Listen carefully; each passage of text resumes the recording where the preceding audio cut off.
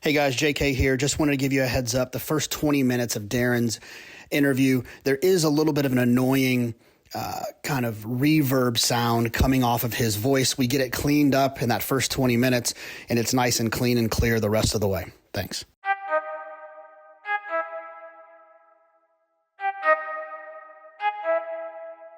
I need to know everything, who and the what and the where, I need everything. Trust me, I hear what you're saying, but act like it's new what you're telling me. I'm curious, George, I hop in the Porsche, 5 and a horse, I'm ready for war, I'm coming for throats, to turn to a ghost, I need to know everything. Now you be surprised at the info you get is by letting them talk, so I'm letting them talk. Gotta keep quiet, maneuver in silence, to let them in, chalk up their body, another one body. Hello and welcome to JK Plus One. I am not your host, PTF. He's recording all kinds of videos. It's Derby week. I mean, he had me on the back porch this morning, freezing cold in Saratoga, doing a video about early Derby predictions. He's a wild guy these couple of weeks.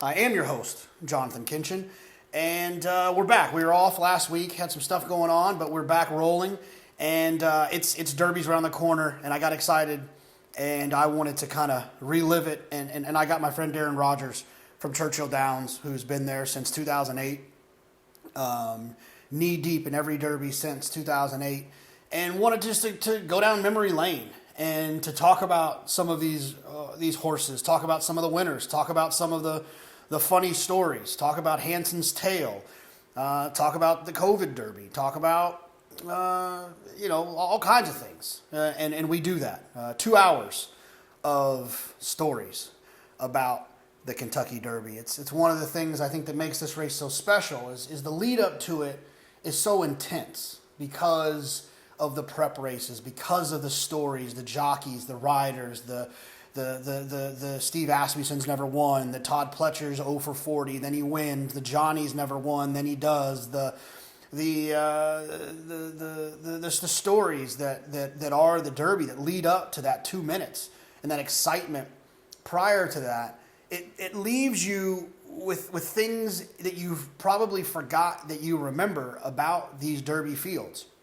So, I encourage you when you listen to this to, pop up Wikipedia and look at the field of each year we talk about. We go in order, starting from 2008 all the way to 2022. And just look at some of the other horses in there and think about some of the things that you remember. And I think it's a great jumping off period to get to this Kentucky Derby. Once again, subscribe, retweet, tweet, like, share, comment, subscribe on YouTube, subscribe to all the channels on your podcast, wherever you get your podcast from, and get ready for another fun edition of the Kentucky Derby. And we get started here with some stories. I want to thank our friends at Qatar Racing for supporting this podcast and making it possible. I want to thank all of you, the listeners, for tuning in and supporting what we're doing and sharing it and helping us kind of spread what we're doing. And that's it for me here. I guess I should get to my friend from Churchill Downs, Darren Rogers. Darren, what's going on? How you doing, Jonathan? I'm all right. I'm not as busy as you are, I would imagine. We're busy this time of year. It usually starts around here, right after that Monday after the New Year's, and then you get to March 1st, then it's running around like a chicken with your head cut off. But we're used to it. Darren, I know for a lot of people, when they think about the Kentucky Derby, they think about your late great friend John Asher. I also think that just when I first started following and hearing you on Steve Bick, of just someone who's just constantly been there, whose voice I hear a lot when Derby comes around. What is your role for those who aren't familiar with your role at Churchill Downs? Well, first of all, I appreciate that. And there's nobody better than John Asher. And I am not a replacement for John Asher. Nobody can replace John. John was a unique individual who lived and breathed the Derby. He was a member of the media covering the Derby prior to his start here at Churchill Downs. And, John was just the voice and the face of Churchill Downs and the Derby for so many years. different speaking engagements. John and I had the pleasure of working with John for 10 years, side by side, joined at the hip. And, we played well off of one another. And I'm fortunate now, Kevin Kirstein on our team, really stepped up and is such a key part of our communications department. It's a communications department of two. There's another person over at corporate, and Tanya Ablin. She handles those requests. But my role, as it has been since 2008 at Churchill Downs, I'm the Senior Director of Communications and Media Services. And, you serve as a spokesperson. Your job is to get, stories placed. Your job is to, get, members of the media and the general public to appreciate, different viewpoints from, at least Churchill Downs point of view. And there's numerous other things, but I think of it as publicity. We're different from a marketing department. We're not the ones that go out and, buy ads or spend money to get coverage. We're trying to facilitate, general editorial coverage. And we host about 2,000 members of the media each year at the Kentucky Derby. And that makes up for about 250 different media outlets that are here on site. That doesn't include, helping facilitate those that aren't on hand as well. So that's pretty much it in a nutshell. And I've been here at Churchill since 2008, and I've done this in horse racing since 1994. We're coming up on 30 years. So, obviously we'll go through that journey. I'll let people in. I probably said it a little bit at the top of the show in the intro, but, I want this to kind of be a journey. I think one of the things that you possess more than I can think of anyone else is just because of your role and you trying to provide all the media with the information they need to and the access that they need to tell the stories, all the damn stories. And what's that? Well, we try to. I mean, we try to be, boots on the ground. I've often joked, Kevin Kirstein and myself and our role here, we're like your neighborhood bartender, and we know what kind of drink you're going to order, right? So we have a pretty good understanding of what the media is looking for, in terms of, general information as well as, stories that are very positive. I mean, there are so many great stories in horse racing. It's what I fell in love with from an early age is, not only do you have the horse itself, but, you've got the trainer. Behind every trainer, there's a great team. You might have an assistant trainer, the exercise rider, the groom, the owner, and then the breeder. And then, of course, you have the jockey who's right. There are so many different ways an interesting or unique story can be told through a horse. And I think that's what I've always loved about this game. And always the fact that you're always learning something new. I mean, as much of a fan as I've been, I was a fan growing up from a young age. Didn't grow up in the sport of horse racing. My father and uncle were kind of weekend warriors that would go out to the track, and I'd join them as a young child, at Santa Anita and Del Mar, probably, I don't know, 6, 7, 8 weekends a year. And, I just fell in love with the sport, and to be able to have a career in it and be at the home of the Kentucky Derby, it just doesn't get any better from my viewpoint. Well, let's talk a little bit before we get back into the old stories. Let's talk a little bit about what you're seeing right now. One of my favorite things to do was listen to you on Steve Bick talk, because this is what I've learned. There's all those clockers, and you're always hanging around them, and they all have their opinions. I like to hear your opinion of what everyone else is saying, because when there's a consensus, I can tell in your voice that all the guys you respect are saying that this one's working really well. What are we seeing so far? To be perfectly honest with you, JK, there hasn't been a lot of buzz, positive or negative, from a workout standpoint, in my opinion. Um, I think what you see is what you get. I have not seen, we're going to get to some of those, you know, final works on the coming weekend, but of the ones that are here at Churchill Downs, and we've got what 14 of them here now, uh, of the ones that are trying to, run in the Derby. I, I don't think from a workout standpoint you can tell, and look, when you think about it, it makes sense because Todd Pletcher, he's got arguably three of the top choices, including the favorite Forte. Um, and Todd's horses typically aren't overly flashy in the morning. The same can be said for a Brad Cox. I think the same could be said for a Steve Asmussen. Um, they're very controlled in their environment in the morning workouts, and they're very professional. Uh, but rarely do those barns put forth workouts that leave your jaw dropped or wow. I mean, I to this day am still one of those guys where 90% of the workouts, you know, look the same. Horses are just getting around there, they look fine. But there are those 5% on both sides, 5% where they, wow, this horse is doing absolutely fabulous, and 5% where it's like, ooh, that didn't look good. So, from a workout standpoint, I think it's very mid right now. It's just very average. But that's not a bad thing either.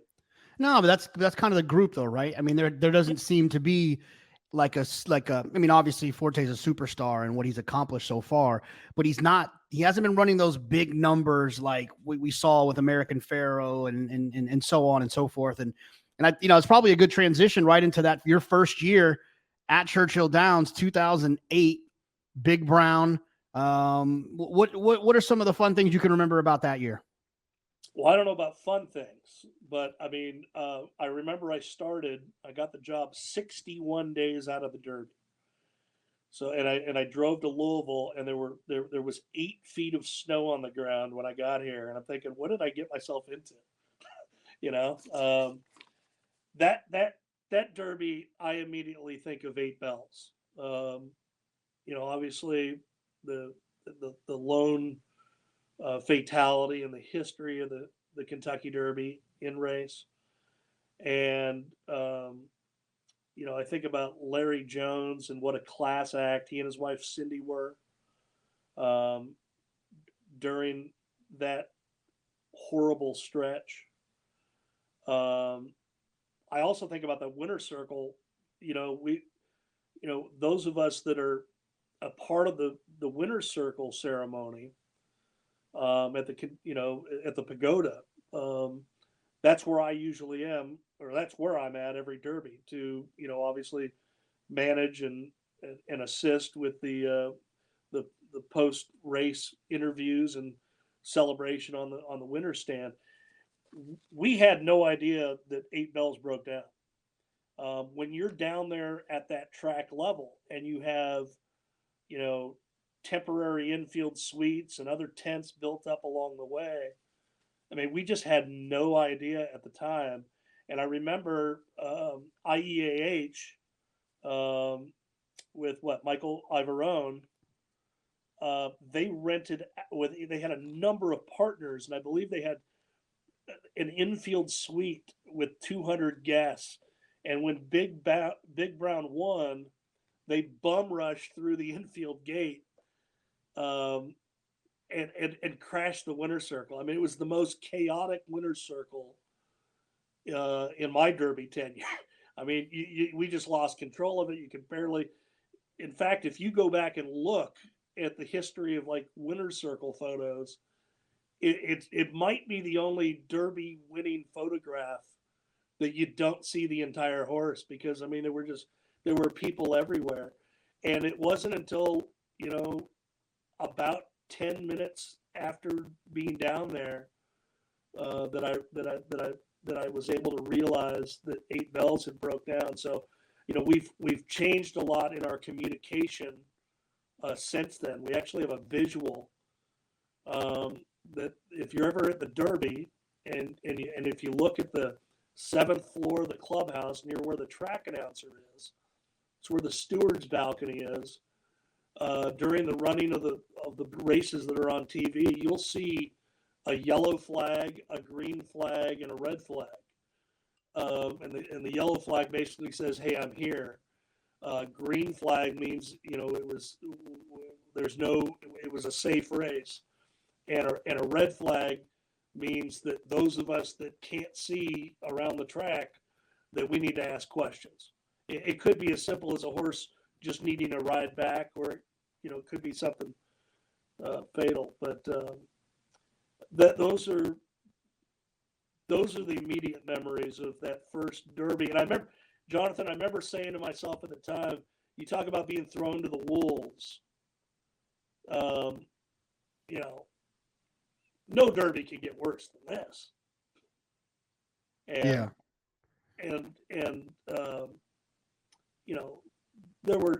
we'll visit it along the way, but there have been plenty of other challenges since then.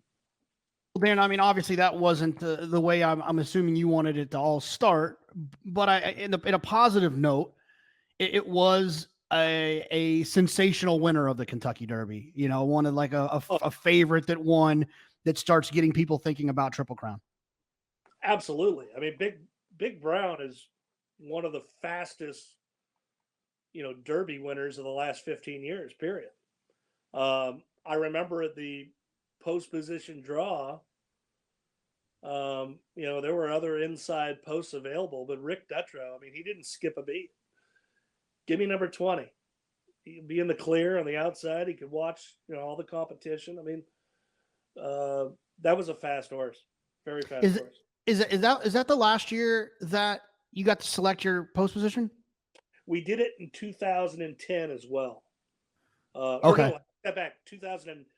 That was 2008. We did 2009. I believe it was the final year. Do you miss that? No, not at all. I mean, look, I've always believed, I appreciated what we tried. You try to make the Kentucky Derby post position draw a television event. But the fact of the matter is it wasn't growing the game. It wasn't growing viewership. It wasn't attracting sponsor dollars, from that aspect. So I've always believed a draw is a draw is a draw.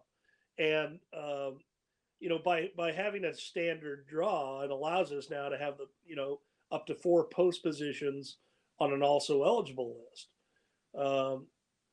Whereas before, from a legal standpoint, you could actually say, say I picked number 15 and I don't know, the horse number 12 scratched. Well, everybody would move in. Well, I picked 15. I picked number 15. I want 15. So I'm a fan of a standard draw. I like the way we do it now. I love that we do it. We've moved it up to Monday for a double draw on both Oaks and Derby days. It gets the information in the horse players' hands an extra 24 hours earlier, and everybody can formulate their bets. And let's just randomly draw it like we used to, and move on. 2009, which was my first Kentucky Derby that I attended, and obviously Saturday was any Derby day is a standout, but I got to be honest with you, it was the Friday for me that year that really grabbed me by the throat and made me a horse racing fan for life. JK, I had a $200 win bet at 200 to 1 on Rachel Alexandra to win the Kentucky Derby. And she rolls by 20 lengths in the Oaks. And I'll never forget I remember we were closing the late nom, and she was worthy of a late Triple Crown nomination. They didn't pay the $6,000, so I didn't even have my hopes. I knew it right then and there that it was over. And then for her to not only roll like she did in the Oaks, but to come back and verify my opinion in the Preakness, and later that year in the Woodward. That's one of those beats. It's a beat that never happened. But I remember telling Jerry Hissam, who was the jockey agent for Calvin Burrell. You may recall, JK, Zenyatta flew out to Churchill Downs. She was going to make her seasonal debut in the La Troyenne, but the track came up muddy and wet, and John Sheriffs ended up scratching. But Zenyatta was here on the grounds to run, and I remember before the Oaks telling Jerry Hissam, I said, little does anybody know that she's just the second best filly on the grounds. What's funny about that? This is a funny aside. So that was my first day that I ever walked into Churchill Downs. We flew into Nashville, and I learned a very valuable lesson that day, that Nashville is Central Time. Yes. We would have missed Zenyatta because the way we stopped to eat lunch and we were an hour behind. We would have missed Zenyatta if she ran. Thank goodness. I would have never forgiven myself for that. But I watched my first day at Churchill Downs was seeing what I still believe is the most impressive, spectacular performance I'd ever seen in real life, and even probably on TV when Rachel won that day. That was my first day there. It was incredible. And I also remember, it's kind of what you inherit here. So this is kind of like a stat nerd type of behind the scenes deal. But I remember here, everything's focused on the Derby, the old records and everything like that. And there wasn't much of a record book for the Kentucky Oaks. We've since changed that. We've gone back and done the research, but we had to go back and re-look at charts because we had no idea if that was the largest margin of victory in the Oaks. We assumed it was, and it was. But, we've since had to build up the history and information and background tidbits for the Kentucky Oaks, and it was that performance. She was such a special filly. She was so much fun to watch train in the morning. She tipped her hand. She would go out there with Calvin and hugging the rail in the morning. Hal Wiggins just was sitting on a keg of dynamite when he entered her, and obviously she was purchased by Jess Jackson and then transferred to Steve Asmussen, and Asmussen left Calvin on. But it was such an interesting transformation, to watch Rachel, who was so fast and hard on herself in the morning. And that's, Steve Asmussen doesn't train his horses fast in the morning, and usually gives them a little bit of a tranquilizer to calm their nerves. And so that's why you always see those 5 furlongs in 102. To see Rachel transition from that speed ball in the morning to the calm and eventually going 5 furlongs in 102. It was an interesting transition. It was comical at first because she wanted to do a whole lot more. But I remember talking to Steve about it, and he just doesn't want those horses that are those elite athletes, to be so hard on themselves once a week. He save that for race day. Darren, now I do have to ask you, did you know, were you hustling? Were you guys hustling? Was the racing office hustling to fill a race? It's to think about a 7-horse Kentucky Oaks now is like laughable. You're going to have 14 no matter what. What were you guys doing that week with, did you know you're only going to have 7? I don't recall back then, but in a general sense, yeah, they're always trying to maximize that field. Look, we can go into it later, but the advent of the point system ended up, I think, creating more interest and really boosted the Oaks because prior to that, we had 7-8 horse fields were not unusual for the Kentucky Oaks. Now it's unusual if you don't fill all 14. And I think, obviously the purse of 1.25 million doesn't hurt, but I think the point system has actually elevated the Oaks. So I'm sure they were hustling back then. In 2010, this was kind of the first big horse that I can remember in the kind of modern era that drew the rail with Looking at Lucky.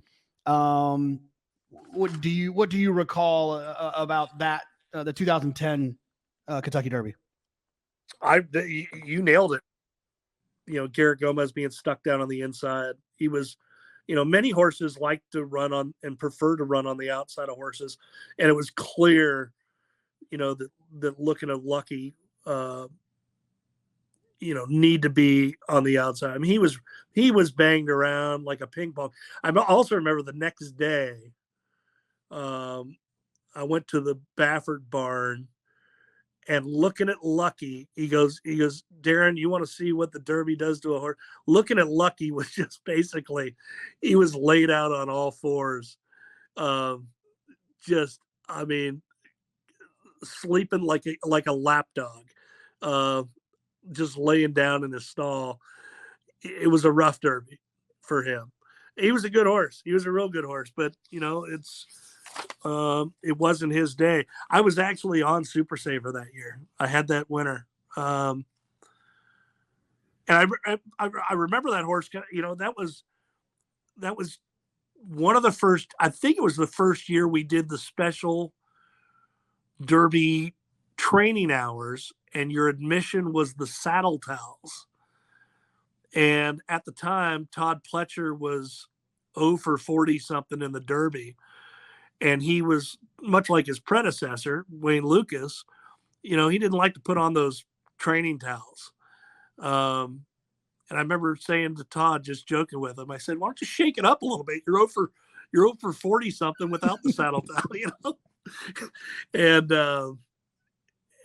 his assistant at the time was Michael McCarthy. And I've known him for years, Whitey, dating back to my days in California. And I remember, he was there early. He was there Vandover right after, running second, beating the neck in that Arkansas Derby. And that was a pretty cool year. And that was also kind of like I kind of had a note. That was also kind of the start of the Calvin Burrell being completely overbet thing. Like after he won that Yep. one, right? Because he won with Mind That Bird, and then he came right back and he won with Super Saver. And, he obviously had won with Street Sense prior to that. It just like, this was the horse that, to me, that kind of cemented it. I feel like it was the next year. Was it the next year that he got crazy overbet? Yes, twice the appeal got extremely overbet the next year. Yeah, it was 11-1. Yeah. Calvin turned into a little rock star for those couple of years. Well, I mean, we used to joke. I mean, it was Calvin's world, and we were just living in it. I mean, he could do no wrong in that stretch. That stretch. I mean, he was as hot, and we're not just talking about the Derby. I mean, we're talking about the spring meet, the fall meet. It was his world, and we were living in it. And it can change real quick, though. Julien Leparoux was on the scene here at Churchill Downs and really dominated 2011. And after that 2011, that's when Julien decided to test the waters. I can't remember. Did he go to California or to New York first? But he tested the waters in one of the big circuits, and that left open that opening. And that's when Corey Lannery started his dominance here at Churchill Downs. But, Calvin Burrell from 2007 to 2010, it was his world, and we were living in it. 2011, to me, this was the big story for me was the Uncle Mo, Johnny Velasquez, Animal Kingdom kind of switcheroo that took place. Yeah, well, I mean, it happened early in the week. Robbie Alvarado was on horseback in the post parade, and if my memory is correct, it was a 2-year-old that threw its head back and busted the nose of Robbie Alvarado, and that freed up the mount on Animal Kingdom for Johnny V to hop aboard for Graham Motion and Team Valor. Robbie was doing everything he could to ride.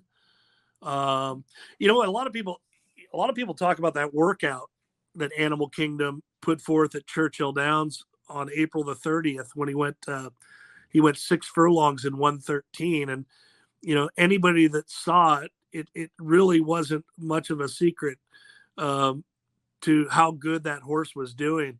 But a lot of people forget the workout before was a complete nightmare. It was at Keeneland. If it could go wrong, it did. I want to say he was supposed to, maybe he worked in company, but he was too far back of the stablemate. I just remember it being a horrific workout. And I kind of got off the horse at that time. I was one of those, for Animal Kingdom to pay 20-1. It's a little bit like Mandaloon. It's what everybody I know, it seems like, had it. So I don't know how they ended up being 20-1, but I mean, there was another really good horse. I mean, that horse was no fluke. I mean, I feel like a lot of the derbies, the stories, and we kind of skipped over it in the 2010 one, but we'll talk about it a little bit here in 2011. Is like, it's obviously such a big deal in racing. It's the biggest deal in racing, and if you tell anyone you're involved in racing, their first question is about the Kentucky Derby. I would imagine for Todd Pletcher and for Johnny Velasquez, when you're saying, "Oh, I'm a jockey and I'm a trainer," the next question when you're sitting next to someone on an airplane is, "Have you ever won the Kentucky Derby?" And Super Saver allowed Todd to finally say that. And Animal Kingdom finally allowed Johnny to say that. I mean, these firsts and these derbies are always really special. They absolutely are. And I think about the same thing with 2013 with Shug McGahee. And, and it goes beyond just, I mean, it's those of us that work in the Derby. I mean, I can tell you, look, I did horse racing publicity for 14 years before I came to work at Churchill Downs, and my sister had no idea what I did. But when I got the job at Churchill on the Derby, it was like, oh, okay, I get it now. So I can only imagine those conversations with the jockeys and the trainers that get asked that all the time. And somebody like, Todd Pletcher, like Graham Motion, like Johnny Velasquez, they can say, oh yeah, I want it. I also think a lot about that year. It's a lot of those are the backstories. Kathy Ritvo coming back from, the heart surgery with Mucho Macho Man. I'm trying to think of the year. Was it 2009? I'm looking back. I'm having fun looking back at these past performances from the previous year. But I remember the guy from South Florida, Benny. Was it Benny Stutz? He was an old guy that. I'm gonna find this here in just a second. I can't remember. Maybe did the horse end up scratching and he didn't make the race? But anyway, it was. No, there you go. Stutz. Smooth Air in 2008. Smooth Air was my first Derby in 2008. I remember Benny Stutz. I just remember, there it is. He was in his late 70s, and he was just so overjoyed to be at Churchill Downs and make the race. I mean, it was like a lifelong dream. Like, so to your point of, they get asked that question, but even the guys like Benny Stutz can say, yeah, I was in it once. He was able to qualify. I think that's so cool. Yeah. Smooth Air is the horse. Thank you. Spending all that time at Churchill, I would imagine that you've, looking at this 2011 field and seeing a couple of really good horses and, Steve Asmussen and Nero and Dale Romans and Shackelford, who both ran well. I mean, you have to be as shocked as anyone that those guys haven't won a Derby yet. Oh, absolutely. I do think it's a matter of time for some. I throw in Kenny McPeek in there too. I mean, these are guys that are annually participating in the Kentucky Derby, and they know how to get a horse there. And there's probably a Derby, with their name on it at some point in time. I mean, I'm convinced of that with Steve Asmussen in particular. I mean, he's such a great horseman, and he'll get there. He'll get there. I mean, look, we used to say that about Todd, right? I mean, when he was over 42, 44, I can't remember what it was when he finally broke through, but you go back to that 2011 year. I mean, he's sitting on Uncle Mo, and Uncle Mo's got a scratch on I think that was on Oaks Day or the morning of the Derby. I remember scrambling for an early morning newser back at the barn, but when you have a horse like Uncle Mo, who was, arguably the horse to beat or one of the top favorites in that race, it works both ways. Darren, in 2012, I call this the race that invented the point system. Yeah, that's fair. When Triniberg hooked Bodemeister around there and softened him up for I'll have another. Do you know? I'm sure you were involved in those conversations. Was the point system something that was already in the making, or did this kind of have an influence on that? And that was over a decade ago. We're in a much different period now. But if you look back 10 years ago, I mean, we could look at the writing on the wall that, a jurisdiction at the time, like New York, that wasn't going to happen with their horsemen's group at the time. And so in theory, Toba could have stripped the Wood Memorial from graded stake status. And so our CEO at the time was Bob Evans. And he said, look, we don't have any control over who gets in our race.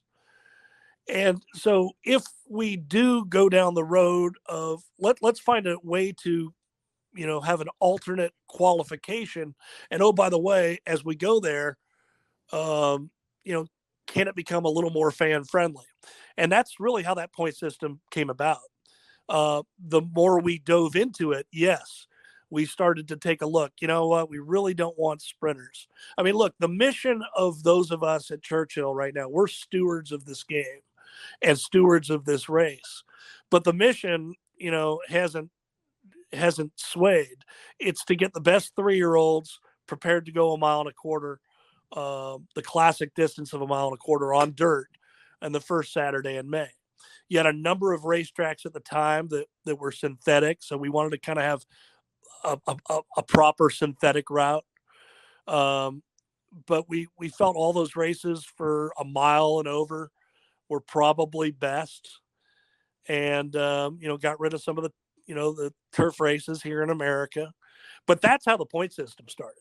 That it wasn't necessarily a sprinter like Triniberg or a hopeless horse like Homeboy Chris being thrown to the wolves, although we do think it's improved with that.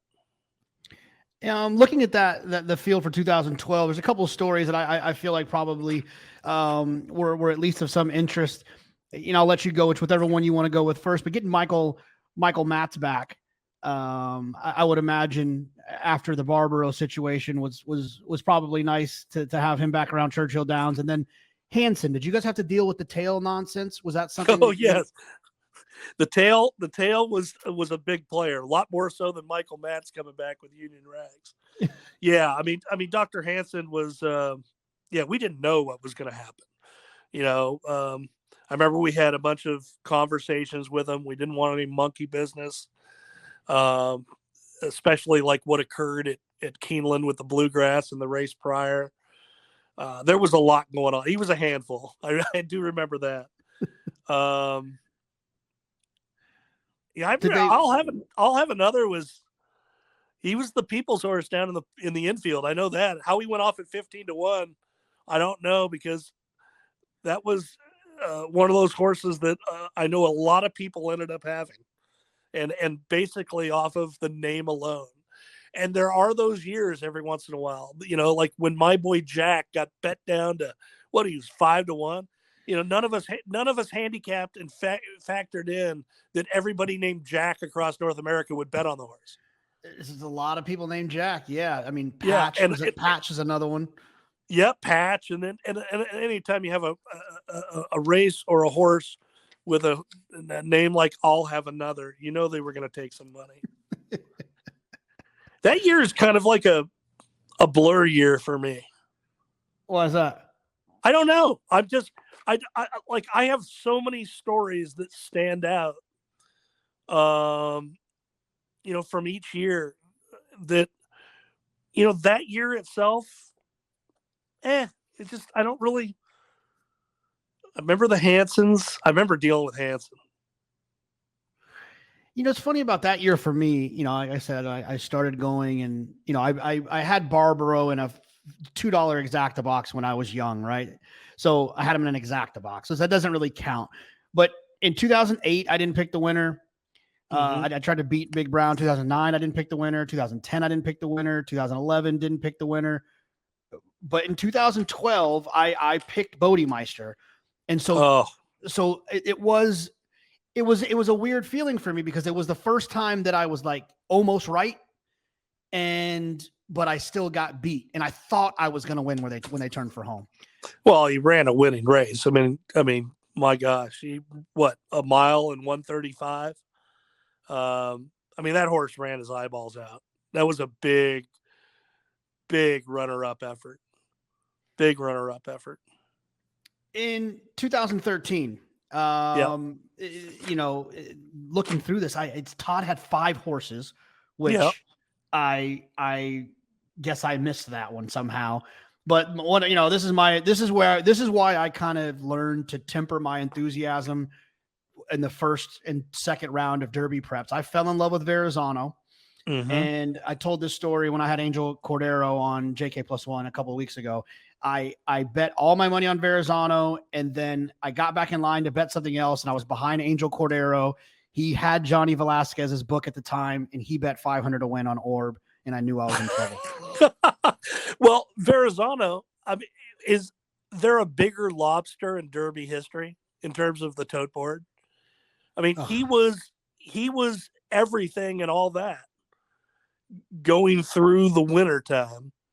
They won the Tampa Bay Derby, won the Wood Memorial, and, it was a diminishing, 3/4 length win in the Wood, but he went from being the favorite to drifting all the way up to 8-1. He was an absolute lobster on the tote board because everybody, look, Orb you talk about a horse that was tipping his hand.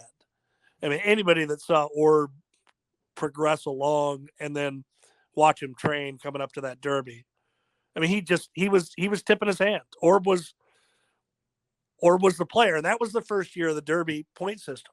And you talk about, so I was, Bob Evans, our CEO, and Kevin Flannery, our president, they were the ones leading the charge on, come up with a point system.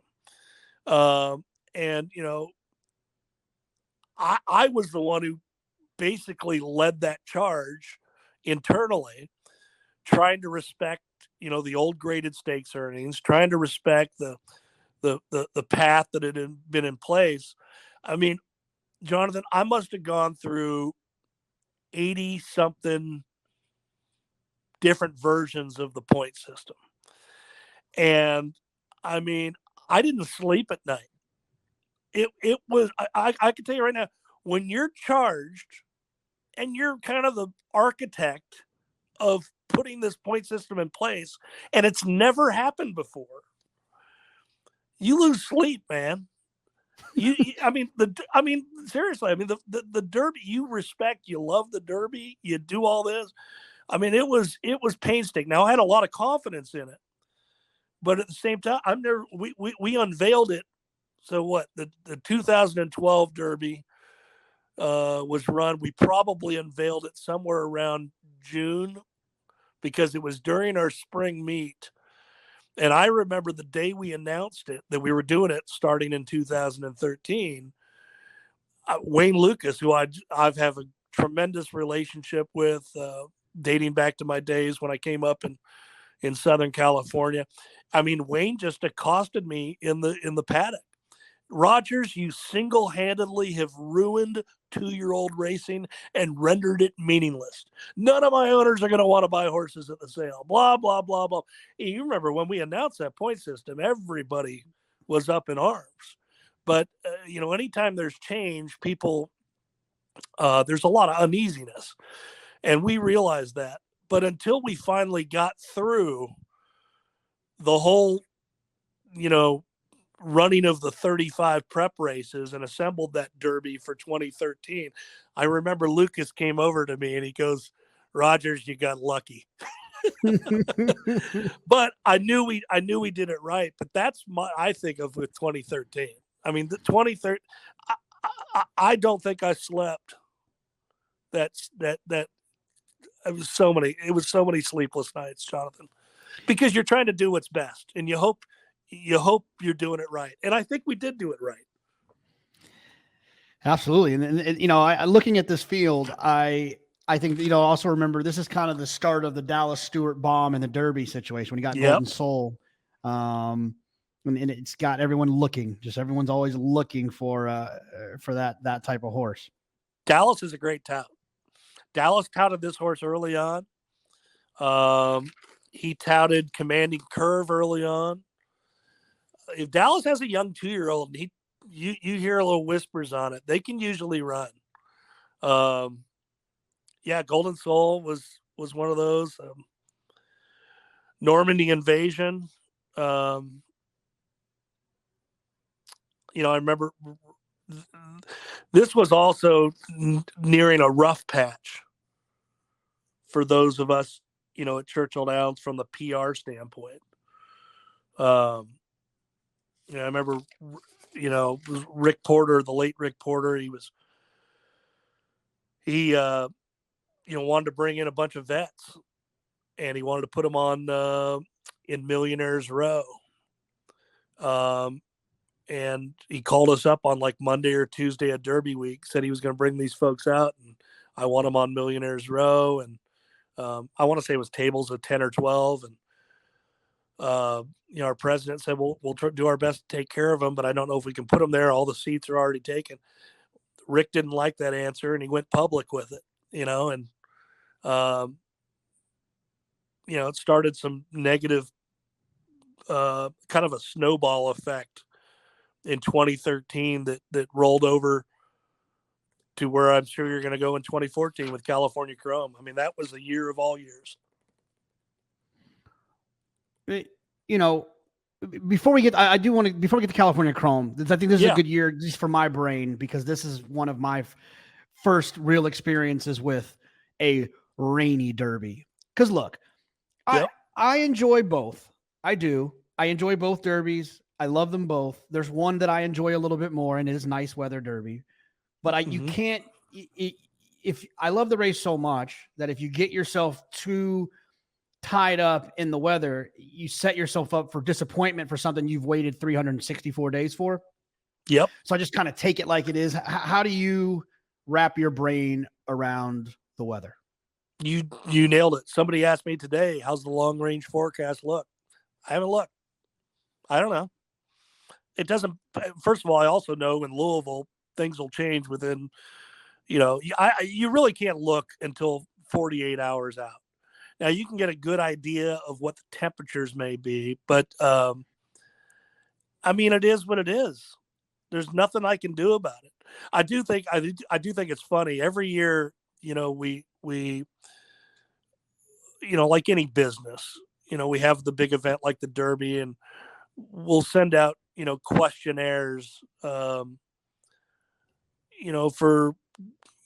how was your experience at the Derby? What are things we can improve on?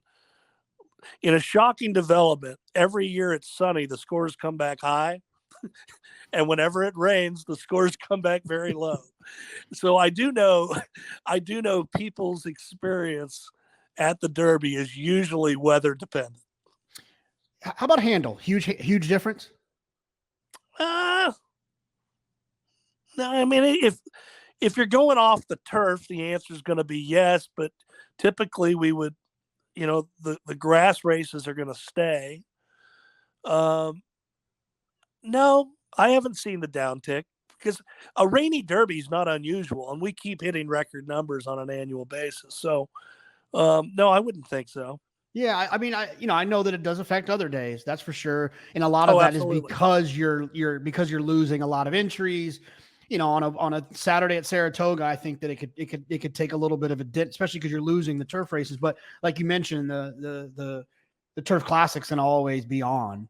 I mean, the turf. I've never seen it off. Stakes are, the graded stakes they'll leave those on as best they can. 2014, you hinted at California Chrome. Yeah, I mean that was just,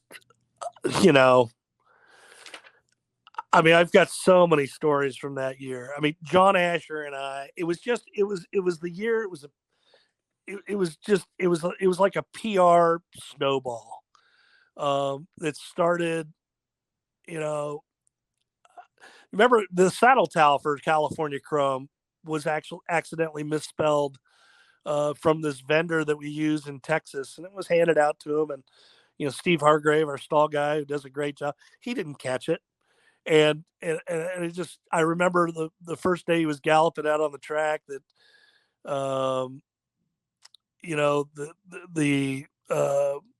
we just got crucified. Churchill, typical Churchill. They don't care about racing, blah, blah, blah, blah, blah. And, that was the misspelling. I think that was the first year the Kentucky racing wasn't nearly in the shape that it is in today. We had a takeout race. We also had, that was the Derby where Wes Welker was here on hand, and he was accidentally overpaid. I think it was $14,000. And the mutual department has this standard form where, they've got they got everything on camera, and it's usually not a $14,000 mistake, but there's this standard form that is emailed to people that have a transaction that basically says, hey, look, we screwed up. There's nothing we can do about it. But if in the goodness of your heart, if you want to make this right, here's where you can send the difference to. And Wes Welker, went public with it on Dan Patrick and basically said, get in line. I mean, that was the year John Asher and I remember we were going tag, you're it. It's clean up on aisle 5. You take this crisis, I'll take the next one. And then it wasn't necessarily with the Derby, but I remember it's Preakness, right? When they won the Preakness with California Chrome, and it was Mr. Coburn that went on stage, and he basically just took Churchill Downs to task. Talking about the hospitality at the Preakness, and made up things, by the way, things that we didn't, necessarily call out at the time, and we probably should have, but we decided to just kind of let it be, let him say his piece, because it's hard to, you don't want to get in a shouting match, but he accused us of not providing accommodations for his mother that was in a wheelchair, when it was completely couldn't have been more further from the truth. In fact, there was the Lexington Herald Leader even published a photograph of our team members at Churchill Downs carrying her across the track in the wheelchair. 6 people trying to get her across there. Anyway, that was on Preakness night, and I remember my birthday is May 17th, and so it's always right around Preakness time, and it's finally you're past the Derby. We go to Jeff Ruby's on Preakness night every year, and I remember he gave that speech. We were in crisis mode. I had to delay the dinner. I'm there with 2 other couples. I finally get there. I have a drink. I'm not real talkative. And I said to the group at my booth, I'm like, guys, Okay, I promise I'm going to have a good time. Let me just clear my head. I'm going to use the restroom. If you've ever been to Jeff Ruby's in the restroom, above the urinals in the men's restroom, there are famous attendees. And no joke, Jonathan, I look up at the urinal that I'm standing at, and there's a picture of Peyton Manning with his wide receivers from the Denver Broncos, including Wes Welker. and I'm like, you can't make this up. you can't make this up. I couldn't get away from it. So that was one of those years. I'm very proud of the company. We made a lot of changes after that year. I mean, let's face it, our eye wasn't on the ball in certain areas, and moving forward, that's when we created the Winter Circle Suites. We hired an executive director of racing at the corporate level.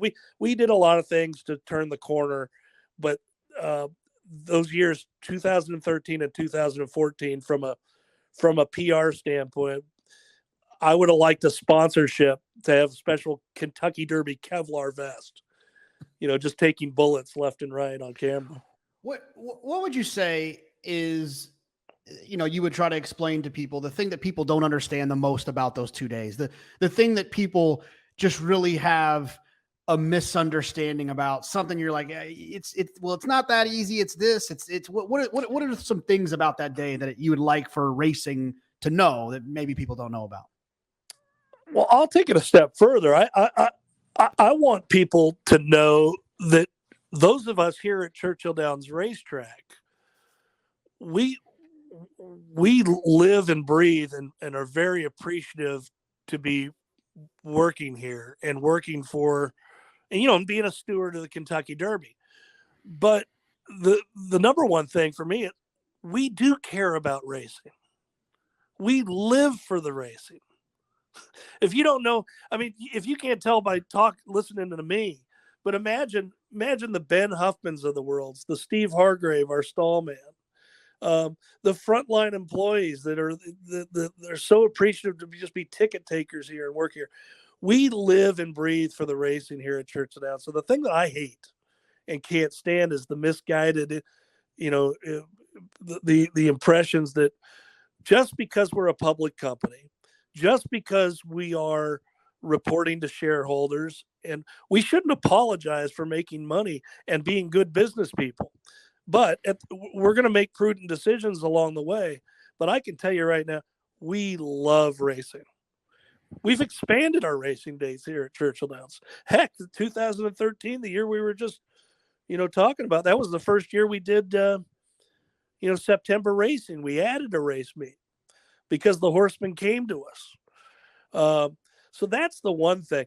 As for putting on the show on the 2 days, I mean, it's always been to me. I mean, I got married 21 years ago, but the Derby reminds me of hosting our wedding, except it's for 150,000 fans, and you do it every year. But it's very much like throwing a wedding. You're checking a bunch of boxes. You can't see, the crazy Uncle Al next to Aunt Susie because they're going to get in a fight. I mean, that's the way it is down here in the media center when you seat people around here.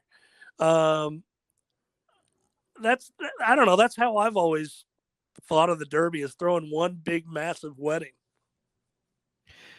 In 2015, it was the start of, one of the most special things race fans in the last 30 to 40 years have been able to see. And that was American Pharoah. And it was also Travis Stone's first time calling the Derby too. But what do you remember about 2015? Oh, you nailed it. Look, Jonathan, I know you and I are very similar in terms of our passion about the sport. We love the game, the gaming aspect of it. But at the same time, we both get real excited when, you're going to see a future star, or we think we've seen a future star. And American Pharoah, he was, for me personally, he was that horse of a lifetime. Been in the game a long time, recognized his talent from early on. And when he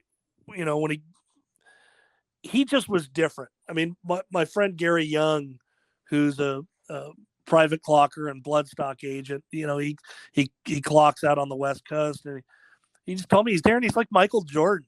He hangs in the air a little bit longer than the other All-Stars in the All-Star game, and you could see it in his stride. I mean, it was just this massive stride for every 1.5. His stride was 1.5 to everybody else's 1.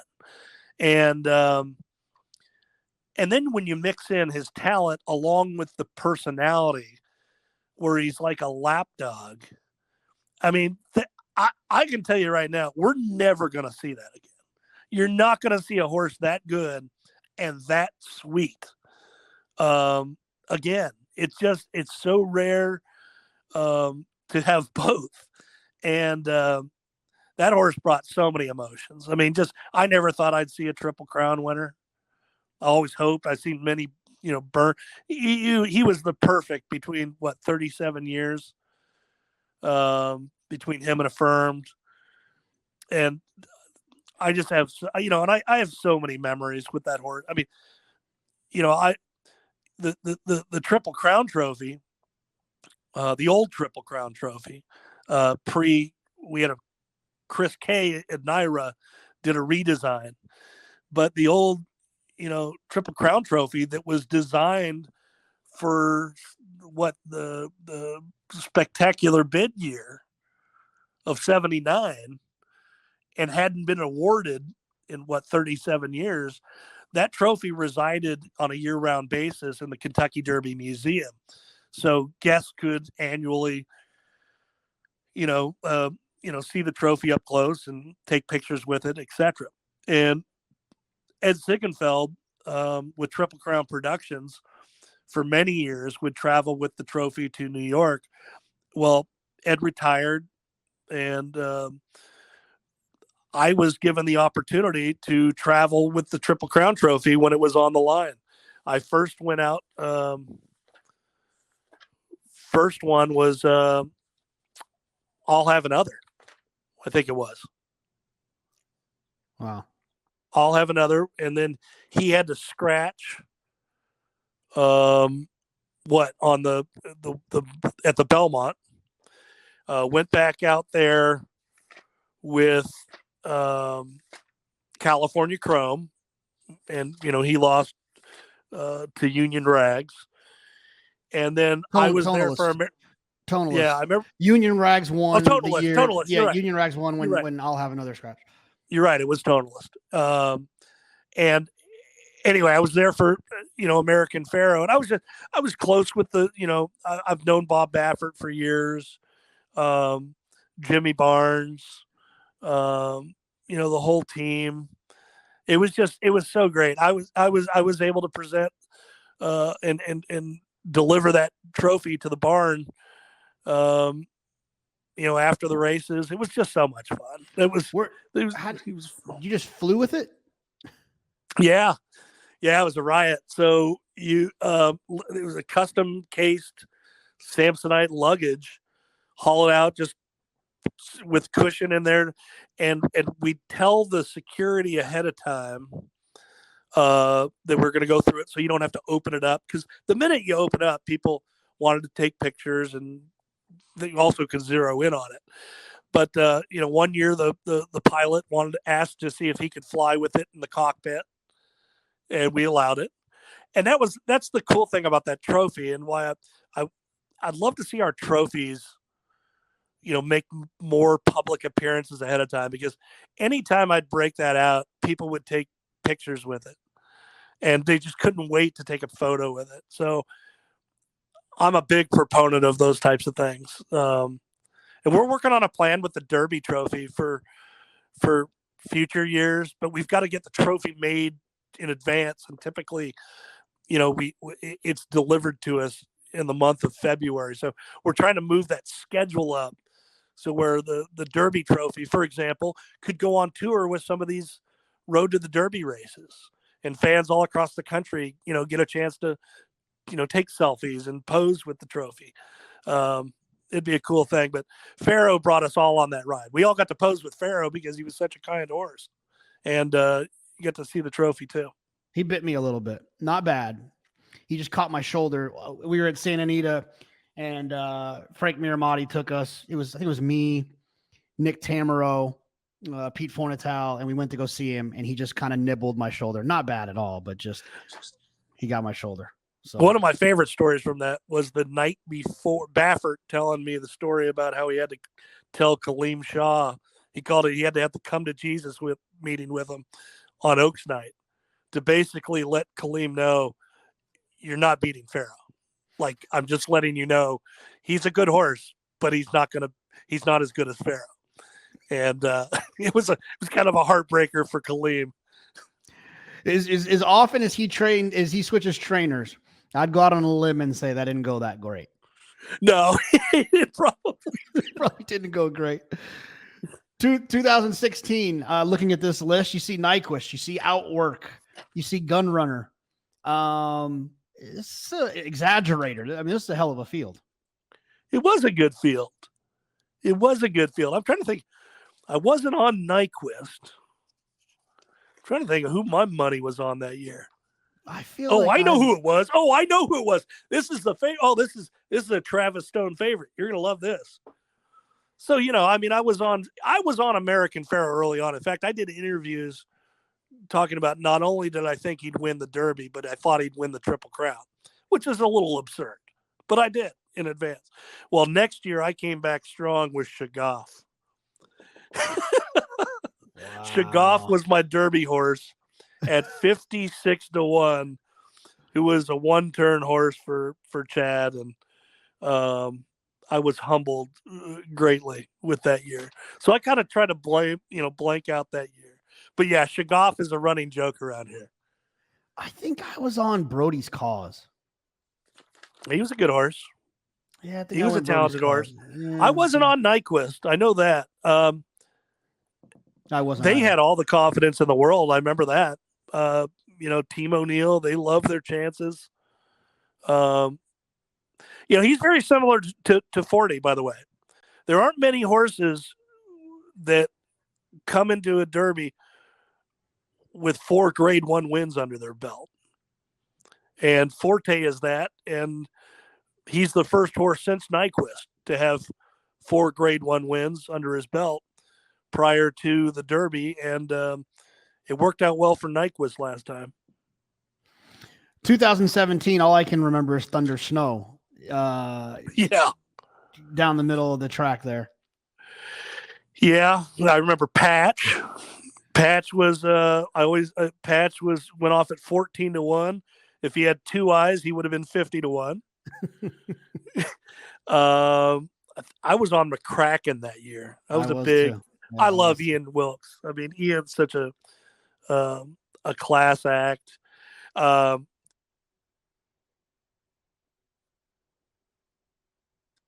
Telling me that he knows what it was like to win the Derby because he thought he was going to win it. On looking at Lee coming up the rail, but always dreaming for Johnny and Todd. That was cool for those two. Classic Empire. I mean, that was a rodeo, just to him trying to get to the starting gate that year. The Cassies went through so many ups and downs with that horse. He ran that clunker in the Holy Bull, and I remember they left him down there at the Ocala Training Center till the 11th hour, and he came up there and won the Arkansas Derby and looked like he was back on track. I mean, that was a very nice horse, Classic Empire. But yeah, I'm with you, Thunder Snow. I mean, that's what a job that we've got 2 of the best outriders in America in Greg Blasey and Lee Lockwood. And for Greg Blasey, to do what he did to get that horse under control, that horse clearly just did not want to be a part of that, whether or not the saddle slipped and was pinching him to buck like that. I've never seen anything like that. Christoph Sumion did a great job, but Greg, to get that horse back to the sea of people that were there in the Derby tunnel, and get that horse off the track, was quite amazing because can you imagine the Derby being declared a no contest? Oh my gosh. What would you, Can you imagine? I don't even want to, I'm tempted to not even ask you what you think you guys would do just in order to not even put that into the Well, it's not air. us. That's not us. That's There'll be a those stewards are the thing. stewards. I mean, those are the stewards. And look, safety is paramount, and Oh, if it was going to be an unsafe, look, if Greg doesn't do what he did, I don't know what would happen. And I mean, you could have $300 million in oh, $200 million, right? oh my God. 185 ish on the Derby alone. Then you think about the prior races with the gimmicks. I mean, that's a lot of refunds, boy. I remember it happened when it happened this summer at Saratoga, and that was just a dang maiden race. It was a nightmare. Yep. Looking at this field, one of the things, and I could do this for all the fields, but one of the things about the Kentucky Derby is you look at this field, there's a bunch of horses like Also Rans in here that are now like seriously productive sires. Always Dreaming, who won, but then Gervin, Classic Empire, Taprit, Gormley, Practical Joke. I mean, this race, they might not be ready on the first Saturday in May to be their best, but they always typically, to get there is something. Well, yeah, and to get there, you've usually, especially with the point system today, you've pretty much done something, right? You have a decent resume. It's definitely a stallion making race, and that's why, if you get an opportunity to run in it, and you're healthy and you have four legs, people are usually going to take a shot. It's why every year, we seem surprised that the Coolmore folks take a turf horse and they try it on dirt in the Classic. Well, the reason they're doing it, they're trying to make a stallion. The horse is already accomplished on turf, probably a multiple Group 1 winner on turf. If you can do that on dirt as well, that only increases its stallion fee. So anytime you have a chance to run in these big races, they do. I mean, look, the Derby's a $3 million prize. But you and I know that for many, outside of the Wild on Ices, who was a Texas bred gelding, the race can be worth several, tens of millions more, maybe even 100 million more if the moon and the stars line up. 2018. It was another rainy one. I remember I was there and I was playing in the Derby contest, and I think I had a $10,000 double with Yoshida into Justify, and I said, I'm at the Derby. I'm not watching it inside. It was pouring rain. I remember we found a trash can that had like extra trash bags tied to it for like people to replace them. And we just took a bunch of those trash bags and made ponchos. And we went out in the pouring rain and watched Justify win that Derby. I had a Barber jacket on that day where, you kind of, the pockets are level where you would put your hand almost straight down towards your toes, as opposed to, pockets that maybe you slide your hand in from the side. And I got back to my office and didn't realize that both pockets were completely filled with water. I mean, that was by far the wettest Derby ever. I mean, it never subsided. And the forecasters, I remember at 10, it was raining in the morning. They kept saying it will clear up at 10 a.m. And then it would be 11. And then it never cleared up. They were dead wrong. The only weather app at the time that had it correct was the app Dark Sky, that no longer exists. It was the world's greatest weather app, by the way. Reliable, but that was the only one that said it would rain all day, and it was 3+ inches. But when I think of that Derby, I think of, and I mentioned Gary Young early on. I got a phone call about 3 to 4 days before Justify made his debut. Gary Young left a message on my voicemail. Said, hey, by the way, it's probably a little too late in the game for the Derby, but Baffert's got this horse debuting on Saturday that's a runner. I mean, I'm talking a stone cold runner. And he was obviously speaking about Justify. And I mean, this horse, like, if you remember the Rocky series, what was the Russian athlete, Ivan Dragon or whatever? Yeah. I mean, that was Justify. I mean, he was built, he looked the part. I used to call it the scarlet letter A, the Apollo curse. I didn't care about the scarlet letter A for Apollo on his forehead, because this horse was just a freak of all freaks. I mean, he was so physically gifted, and he delivered. No, I sure did. And here's just another group of just audible, good magic.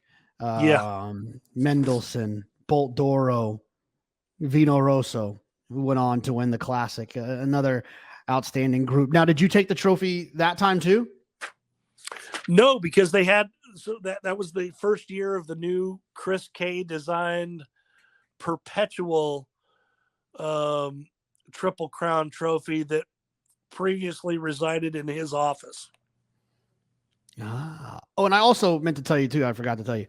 I agree with you. Dark Sky was the best weather app, but Apple bought it, and a lot of the technology now lives in Apple's their native weather app has Dark Sky technology in it. Yes, it doesn't seem quite the same though. But it's not the same, but it's like the point system. Remember, I said nobody is quick to embrace change. So I have to do better at that myself. I need to embrace the change. I would imagine that if 2008 was your least favorite, based on the unfortunate events with 8 Bells, this had to be your second least favorite in 2019. Yeah, Maximum Security. I mean,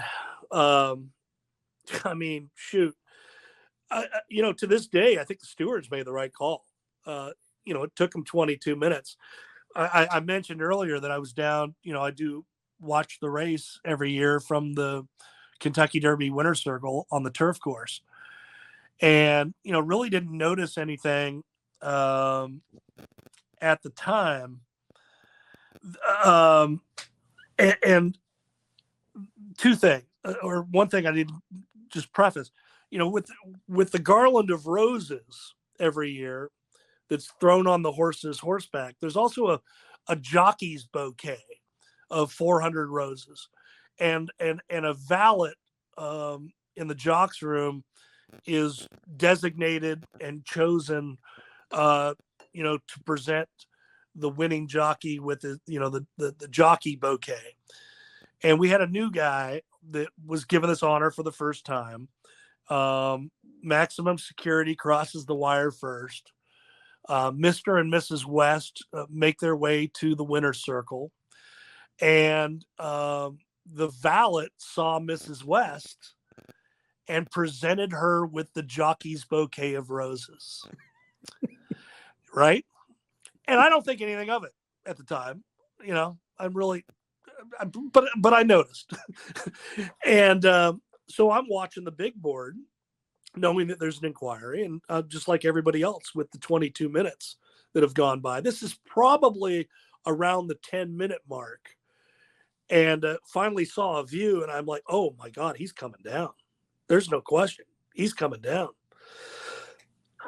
And now I take a look over at Mr. and Mrs. West, and she's holding that bouquet of roses. And I'm thinking, okay, how do I get these back from her? And it's not to take them from her, it's to spare her the embarrassment, so to speak, of right. Walking back across the racetrack, holding this bouquet of roses that she's been, taken away. The race has been taken from them, in a lot of ways. And I wasn't going to go ask the valet to go get it back. And anyway, they made, I remember Travis Stone made the announcement for the inquiry. And I went up to Mr. and Mrs. West with,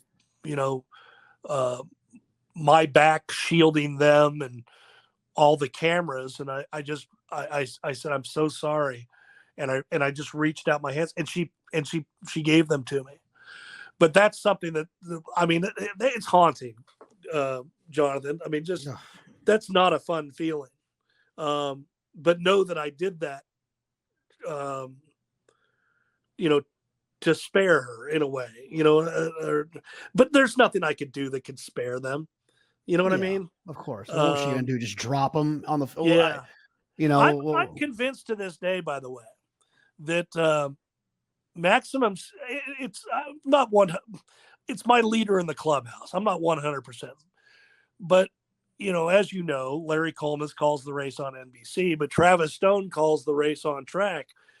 And Tacitus, who took a lot of money in that Derby, made a big move on that turn. And Travis made mention in his call of a pause as they were midway around the turn, and something to the effect of, and here comes Tacitus. And when he did that, there was and you've heard these jockeys that have ridden the Derby before talk about the wall of sound, as these horses turn for home with the crowd. When Travis said, "Here comes Tacitus," there was this massive roar from the crowd, and that's when Maximum Security veered. So if you hear the on-track call queued up with simultaneously what happened, I really think that's what might have spooked that horse to impede his rivals. Wow. Now, I'm assuming that you have it like an eye. I feel like an earpiece in, like when you're in the winner's circle. So how quickly did you find out there was an inquiry? Well, it's funny you say that. It's not every year that I do, but I work closely with the folks of NBC, and they gave me the production NBC radio.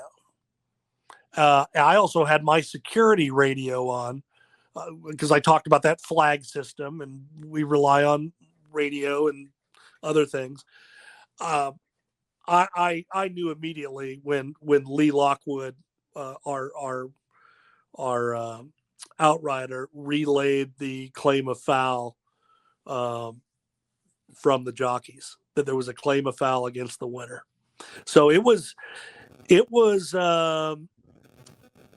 probably as horses were just starting their gallop back to the track. I'm sorry, towards the winner's circle, to unsaddle near the everyday winner's circle. So he was probably communicated with at the 6 furlong pole as the jockeys were turning around and catching their breath and coming by. So it was probably about a minute after the race. Oof. Yeah, I mean, it was hard for me to, being in the stands. I was on the 3rd floor, and I didn't have maximum security. So once I first looked, and I was alive pretty good, if I remember, when I looked up and I first saw that there was an inquiry, I got very excited, and then I realized I didn't have country house either. Right. And, well, look, I'm going to tell you, I've never seen so much venom and hatred. The amount of abuse that Barb Borden, the chief steward in particular, took, and I'm going to tell you, this wasn't just takedown hatred. It was the fact that she was a woman as well. I mean, she had death threats, JK. Yeah. We had to, I remember that night. Look, I from a publicity standpoint, I knew the stewards had to say something. I'm like, guys, you've got to come down. You've got to address this. Now, from their standpoint, they don't want to say anything because they know litigation's going to loom. What do they always tell you when, if you're in the middle of a lawsuit, basically just shut up. Yeah. So we we met a compromise where they read a statement, basically just trying to explain as to what happened. But we had to sneak him out of the press area afterwards. First of all, I mean, the press was eating them alive, but the venom from some of the fans, and then the calls and letters in the weeks subsided. It was ugly, man. I've never seen anything more ugly. And Barb, and Barb was born for the role, because first of all, she's an outstanding steward, but she's tough. She's tough, and she could handle it. But it was ugly. I felt so bad for our, and there are people that don't discern the difference between the racetrack and the stewards. They think it was Churchill Downs that would take our call center. The poor people on the front line. You wouldn't believe the calls that they had to take. It was sad. Yeah, I can only imagine, especially because it's like, and I mean this with all due respect, but I don't. Like, yeah. It's also it's amateur hour derby's amateur hour to a certain extent. There's all these people that come that don't know. Yep. You watch a race at Aqueduct on a Wednesday, that horse is coming down. Yep. And that's it's just the nature of the game. It has to happen. People don't flip. I mean, people still flip out about pass interference calls in football, but they're a little bit more digestible because they watch it all the time. Yep. And they understand that those can change the outcomes of games. They can change Super Bowls. They can change who's playing in Super Bowls. Ask the Saints. But and the intricacies of our game, where it's the last horse you interfered, therefore he's being placed 17th. Right. It's so silly to me too that like it's so silly to me that people thought that was a beneficial decision financially for Churchill Downs. Well, people still believe that to this day. I mean, even so, anytime you have a 50-1 shot jump up, the track made a killing. It couldn't be more opposite. We're a parimutuel game. We would actually like to see the favorites win more, because the more the favorites win, the more money back in the hands of a majority of the bettors, and therefore there's a greater churn. Yeah, the racetrack would rather 10 people win $10,000 than one person win 100, because the guy who won 100 might play with 10 more, but he's going to go home. Correct.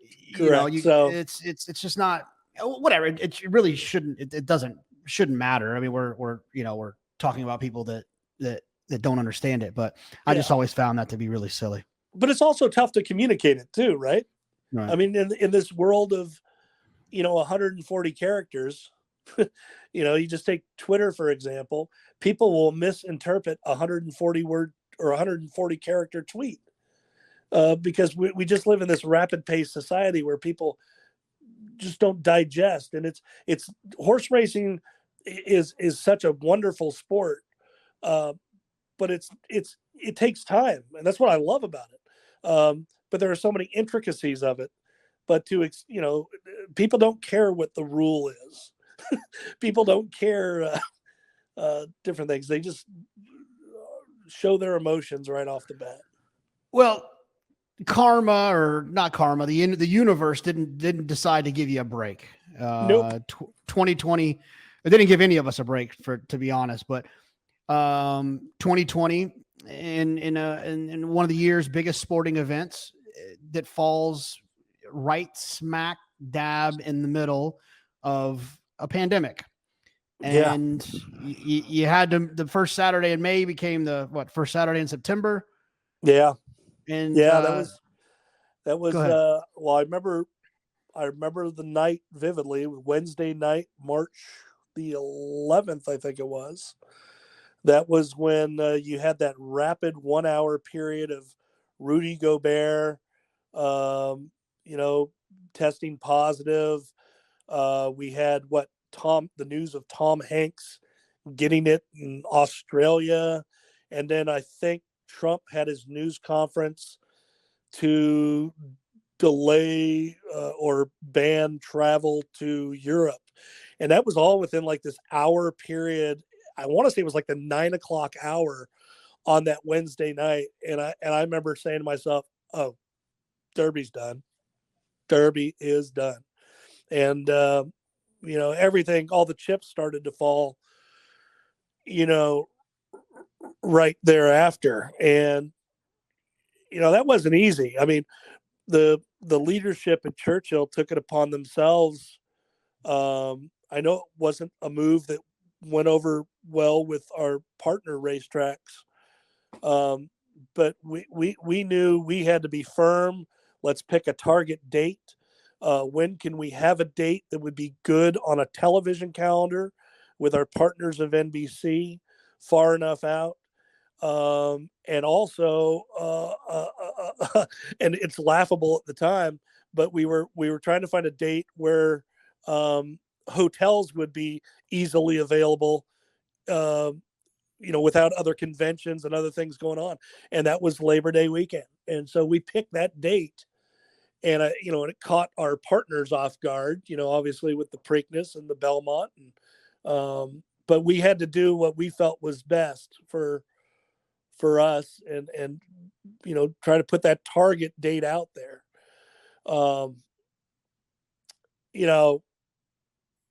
Did you ever consider, was it ever a consideration to do it without fans? Well, it was done without fans in 2020. Oh, I'm sorry. Yeah, you're right. No, it was done with, but we were trying to do whatever we could do. To wait. No, what I'm saying, was there ever the thought to do it? You're right. It was, but I was in Saratoga, so I forgot. No, I think there were so many unknowns then, Jonathan, that I remember. I mean, we couldn't get any horses into the state until after Derby, with all the protocols they had in place. We had our horses that typically, every year at Churchill Downs in the months of January, February, and it goes through the middle of March, we close, the backside for annual wintertime renovations. And, the majority of our horses, they're wintering at Oaklawn or Fairgrounds or Gulfstream Park. And in light of everything that was going on, I mean, it wasn't until the middle of May that we were able to get those horses back home into the state of Kentucky. So no, the race without fans on the standard first Saturday in May was never realistic, because horse travel across state lines was shut down, at least by the state of Kentucky. And we had to exhaust protocols. I mean, I just remember going through all those painstaking efforts to work with the government officials and the Metro Health to satisfy them, to just try and get those horses home. Then our focus was, how can we, I think our main focus, we were trying to stage with a minimum number of fans. Oh no, we were definitely doing that. In fact, it was a third capacity with the fans. You also remember we had the unrest, social unrest with the Breonna Taylor shooting and the court findings, etc., and the investigation that was going on. Right. And that was, obviously front and center here in Louisville, but that unrest was going on around the country. And it was 2 weeks prior to the September Derby. We were planning to have fans on a limited capacity. I think it was a third of the capacity. But there were a number of threats that we still hadn't made public to this day. And there was no way. I remember I was in tears one day. Just the amount of stress. You saw some of the protests that were around. It was the protest from the group led by what was it, Grandmaster Jay, I think was his name. But they were a very they weren't much into protesting. So I'll leave it at that. There were a lot of protesters, and we're all fine and I think I can speak for not just the company, but people in general. The way to voice your opinions. Everybody has that right, but you don't have the right to invoke intimidation and violence. And there were many of those threats towards. We couldn't put our guests in that line of fire, so to speak. And I'll be honest with you, it was scary coming up here on, as an employee on Derby Day, with hundreds of AK-47s across the street. It was very surreal, JK. It was so sad because the Derby is such a communal event and such an important part of our the fabric of our community here. But people will often use the Derby as a platform for their causes, knowing that we have international attention. So I understand that comes with the territory, but this was just so different. This was so different and alarming. I mean, we've got that brick wall that basically is on the far turn. Mm-hmm. Those that watch the races and have never been to Churchill Downs, right on the other side of that brick wall is Central Avenue. And there were groups threatening to throw and project objects onto the track and near the starting gate over that wall while the race was being run.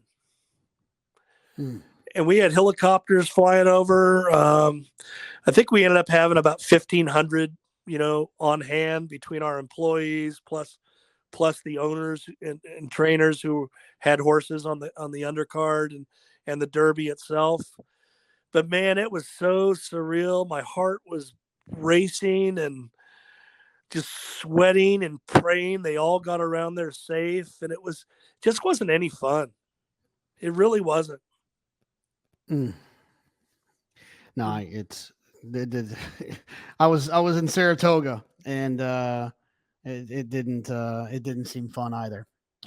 Now that next Derby was fun though. I mean, it was it was fun until the week after. Yeah. But that Derby, when we had and that's around here they call it the COVID Derby, because we were still under limitations, and we had a crowd of about 50,000 on hand. But anybody that was here, I mean, the weather was great. Everybody could move around. It was the first year we did the all-inclusive food and beverage. I mean, people just had a party.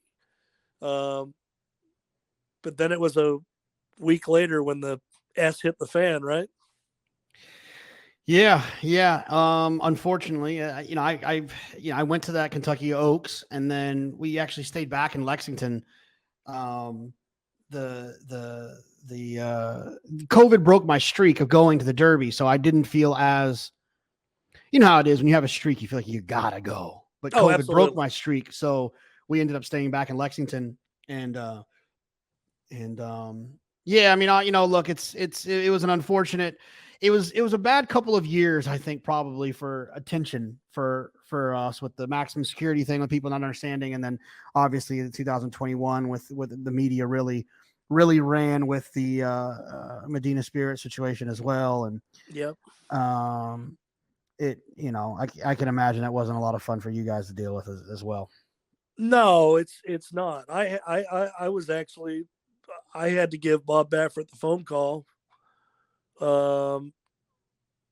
to let him know that he was going to be suspended indefinitely.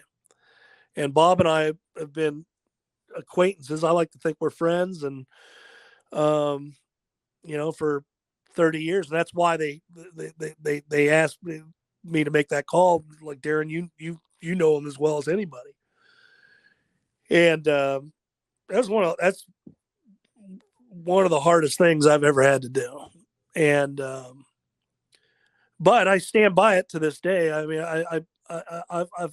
often asked, do you think it was cheating, or is this a medication overage?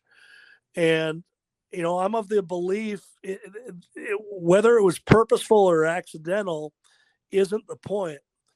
The rules were broken, and they were broken repeatedly in advance of that, and therefore the company, took the bull by the horns and suspended Bob Baffert for 2 years. And everybody knows the rules of the game, and we've got integrity on the line and safety of our horses. The rules need to be played by and followed. And it was the repeated, failures to comply within about a 13-month period, including our two biggest races, the Oaks and the Derby, that led to that decision. I haven't spoken to Bob since. Obviously we have litigation between the two. We both left that conversation in good standing. I don't mean that we haven't spoken since because there's ill will between he and I. There isn't. We're good, but we can't talk, and it's been a strange couple of years. Are you optimistic that next spring will look similar for your relationship and your interactions with Bob? We'll have to see. Only time will tell. There's ongoing litigation. When someone is suing not only your company but directly your CEO and the chairman of the board, that's not a good look. So I don't know. 2022. I'm hesitant to say it got back to normal because an 80-1 shot who drew in off the AE won the 2022 Kentucky Derby. It was so. I remember when he crossed the wire and looking down, like I knew nothing about Rich Strike. Like you talk about like how you take pride in knowing a little tidbit and everything. And often down there in the winner's circle, I'll provide the governor with a tidbit or two, so he's informed as to who won the race. And I remember when Eric Reed won, I mean, I'll be honest, I thought Sonny Leone was African-American. I had no idea who he was. I'd never seen him before and didn't realize he was Hispanic until he came to the winner's circle, JK. I had no clue. That's how little I knew about the horse. I had no idea. But that's what the Derby's all about. It kind of very just when you think there's turmoil with the Derby, here comes a long shot that endears and resonates with the general public across the country. Rich Strike did that, man. I mean, cool horse. He was a cool horse. Right place, right time. I was all on Zandon and Epicenter. I thought it was a 2-horse race going in. I felt very strong about that. I thought those were the two. And here comes this Rich Strike, number 21, draws in. He's in tears on the day before on the phone when they gave him the phone call to let him know that he was in. And it was Lucas's horse. I mean, look, give Lucas credit. Lucas took that horse out of the Derby, scratched him so he could get in. And he could have left that horse in. Now, he's probably going to get scratched by the state vet. But they decided to do right by the horse, and they took out that the horse and made room for Rich Strike. Now, I don't think Steve Asmussen feels the same way. Oh, no, You either does Jonathan Kinchin. Yeah. I mean, so many people. But go ahead. no, just gonna say, but that horse, he just really resonated with the general public, and that's what the people don't. The Kentucky Derby. People don't realize how big of an event it is outside of our core horse racing group. 16 million viewers annually on NBC Sports. That is an amazing number. If Tiger Woods is in contention on the final round of the Masters on Sunday, and he's wearing the red polo, Tiger is drawing 10 million viewers on CBS. The Derby gets 6 million more annually. It's more viewers, than the NBA Finals, than the World Series. And so when you have a horse that's a long shot, like a Rich Strike, and Eric Reed overcoming the tragedy of the barn fire a few years earlier, Sonny Leone coming from the small track up at Belterra, with his wife and the baby, they just resonated with everybody, and America fell in love with them. And that's the cool thing about the Derby. A good horse can come from anywhere. That's why I spew these stats like like the 0 for 18 with the UAE Derby is going to be your reason to not bet Derma Sonogake. I mean, look, I don't care if you may not like him, but a good horse can come from anywhere. That stat will be broken at some point. And apparently a good horse can come from the AE. I'm going to put you on the spot here, Darren, with a trivia question. Okay. What are the saddle cloth colors for the 21, 22, 23, and 24? I can't do 22, 23, or 24, but 21 is like a light bluish, purplish look with the navy number. Okay. All right. Just check. I'm just checking on you. I don't know 22 or 23 or 24. Well, hopefully, I mean, in all honesty, hopefully you don't have to see those too much. Let's let the 20 the draw in and roll. It's rare. That was a tough one for me. That Derby was tough. I came to Oaks. My friend Jake Ballas was running Hidden Connection in the Oaks. I wanted to make sure I was there, but we ended up flying out of Cincinnati on Derby morning. We were going to get back to Saratoga and go to a watch party at Salivo, and then the flight got delayed. I ended up watching the Derby like 3 exits away from Saratoga on my iPhone, a live to Zandon for 80,000 in a future wager, and Epicenter for 60,000 in the Exacta wager, the Exacta future, and Rich Strike up the rail and just snaps me. And it keeps us coming back game. for more. Tough Hey, game. you know what we did? We covered 15 years of my derbies, but we did not touch on the one story where I might have directly been involved in changing Derby history. Okay, we got that's the best one to end on. Then we'll wrap it up with that one. We talked about Rachel Alexandra so much, we didn't even talk about Mind That Bird. So Mind That Bird. Have you seen the movie 50 to 1? I don't think I have actually. It's cheesy. But it's great at the same time. Okay. Well,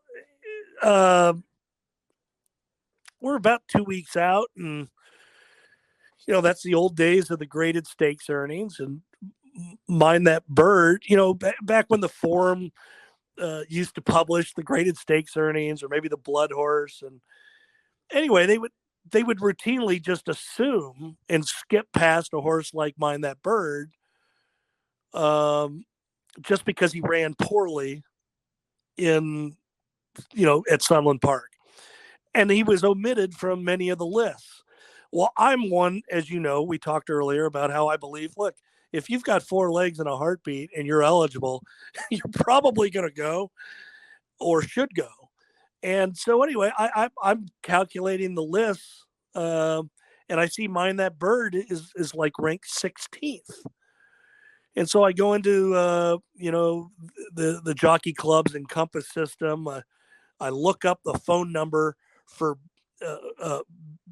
Benny L. Woolley, and that's how his name shows up in the program. Mhm. And so I get the phone number. I call. I said, "Is Benny there?" He goes, "This is Chip." Yeah, but I'd like to speak with Benny. He goes, "No, I'm Benny, but call me Chip. I go by Chip." So I learned Chip Woolley goes by Chip at that moment. And I said, "Hey, I don't know what your plans are for what do you have in mind with Mind That Bird?" And he says, "Well, we're going to run in the Lone Star Derby." I said, "Okay, well, that's fair enough. I'm just calling from Churchill Downs. I'm just letting you know that you have enough earnings to qualify for the Kentucky Derby, but I thought I'd just double check." He says, "We do?" And he says, let me call you back in 5 minutes. So he hangs up the phone. He calls his owners, calls me back in 5 minutes, and says, "We're coming." And he gets on a van and he comes here. And next thing you know, he wins the Kentucky Derby. If I don't make that phone call, Chip and I laugh about it. If I don't make that phone call, that horse might have been the Lone Star Derby winner. Wow. Or he would have ran second in the Lone Star Derby. Or ran second in the Lone Star Derby with a troubled trip under Casey Lambert. But the best part in the movie, it doesn't sound as sexy to have the PR guy, the schlub PR guy, make this phone call. They in the movie they made it Ben Huffman in a suit, and it was a racing official extending the official invitation to compete. But they cheated you. no, it's but it's okay. But it's I mean, just think about that, JK. I mean, I've thought about it a number of times. What if I didn't make that call? Yeah, I mean, I guess Pioneer of the Nile wins, right? He ran second, didn't he? Yeah, maybe. I guess. I don't know. But it's life is funny with all these little quirks and bumps in the road and different moves you make. You zig, you zag, and they all work out for a reason. Darren, I really appreciate you taking the time. And look, I'm not going to hold your feet to the fire because you and I, when you were going back through the horses you liked in derbies and your derby picks, we do this the same way. I'm going to handicap the race. I'm going to look at it. But the final push for me is those kind of final works. So I understand if you don't know it yet, but if you know your derby horse and you want to share it with us now, but if you want to reserve judgment, I got no problem with that either. I actually have a hot opinion on it. I mean, I think Forte is 5 lengths best. I really do. I think this is a weird crop where 2 through 20, actually you might even say 2 through 35 are very similar in talent. I'm not trying to be a chalk eating weasel, but I just think I think Forte might be that much better. And his last race in the Florida Derby, to me, was very reminiscent of American Pharaoh's victory in the Kentucky Derby. You remember that day, Victor Espinoza had to urge Pharaoh. He went to the whip multiple times. To me, it was clear Pharaoh did not like the Churchill Downs racetrack, but he was able to get the job done in defeat. And I think Forte in the Florida Derby, one, having enough points to already be in the race from his previous victories, but also knowing Todd Pletcher probably did not squeeze the lemon for the Florida Derby. For him to come from that far back against a subpar cast, I mean, I realized what he was beating, but I thought his victory in the Florida Derby was a very good race because I don't believe he was at his best, and I believe he will spring forward off that effort. And I believe he's multiple lengths better than the rest of this group. I think Tappet Trice, his stablemate, is intriguing and on the improve. Could be interesting. but the other best of the generation, I think, are on the sidelines, and the Arabian Nights, the extra anejos. I think we're going to have a very exciting second half of the year if they get back to the track, but that's kind of where I'm at today. And again, I reserve judgment to based off of post position draws, and we'll see these last workouts. But that's kind of where my head's at right now, JK. Well, I'm going to let you go because I think if that's the case, you're going to need to get some security in order for that winner circle, because something tells me that Mike Rapoli he's not going to come in too many people short of what IEH had with Big Brown. No, it would be big, and he's got that. He's now the number one supporter for St. John's, so he could be the king of the NIL for St. John's, and Rick Pitino is now at St. John's, so that would be a popular victory in Louisville, even though it's New York based. Darren, I really appreciate you taking the time during your busiest 2 weeks of the year, rolling through memory lane with us, and we wish you the best of luck next week with the race, and then also with your wagers. Yeah, thanks for the distraction. That was a lot of fun, JK. I appreciate it. Thank you for thinking of me. We'll talk soon. Man, Darren, try to ruin my day with that reminding me about Rich Strike. Oh, that was such a tough beat. But you know what I mean? Look, I do think that I have made Rich Strike kind of a punchline often. But I do think that that's kind of what makes that race and horse racing so special is Zandon, Epicenter especially, clearly better horses than Rich Strike. No one would argue that.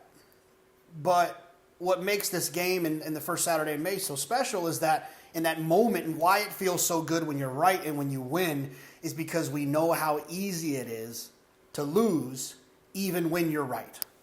And I think that those defeats, although they're frustrating, they do lead you to appreciate the great moments. To appreciate when Big Brown and American Pharoah and Justify and California Chrome as short price horses do win, because we've seen short price horses that are clearly better still get beat. And that's one of the things about the Derby that's so special to me is it's just that one time. And so I always tell people, there's no we'll get them next year. There's no, we'll get them next year. No, there is no next year. It's only this year. And when you look through these Derby fields, I hope you pulled up the races and looked along with us, you'll see so many good horses that never won the Derby but went on to do amazing things outside of that. Essential Quality didn't win the Kentucky Derby. Tis the Law didn't win the Kentucky Derby. Code of Honor, Tacitus, Improbable, Vacoma, War of Will, Bolt Doro, Mendelssohn, Vino Rosso, Good Magic. These are all horses that didn't win the Kentucky Derby, but still went on to have great careers. And I think that, it's just kind of a jumping off point. I look forward to it every year. It's one of my favorite days in racing. Breeders' Cup Day, Belmont Day, Kentucky Derby, Kentucky Oaks Day. It's Travers Day. They stand out. So I hope you enjoyed kind of going on this journey with us. I want to thank Darren for taking the time. I kind of feel stupid even asking him to have spent 2 hours with me, considering how busy he has to be during this time. You walk by his office and there's just always people in and out of his office all week during these 2 weeks leading up to the Derby. So I appreciate him taking the time. I want to thank our friends at Qatar Racing for supporting JK+1 and helping us to bring you guys and gals all these fun stories and kind of the inner workings of this game that we all love. I want to thank PTF. I want to thank Drew. I want to thank the behind-the-scenes peeps in the Money Media. I want to thank everyone who's got a show on the network. I feel like I've been talking for a long time, so I'm not going to name them all. I'll come back next week and name them. Thanks so much for hanging out with us for a couple of hours, and we'll see you next week. Next week's Derby week. I don't know who we're going to have, but it's Derby week. It's got to be somebody good. See you next week.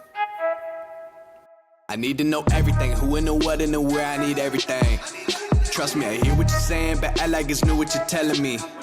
I'm curious, George. I hop in the Porsche, 5 and a horse. I'm ready for war. I'm coming for throats to turn to a ghost. I need to know everything.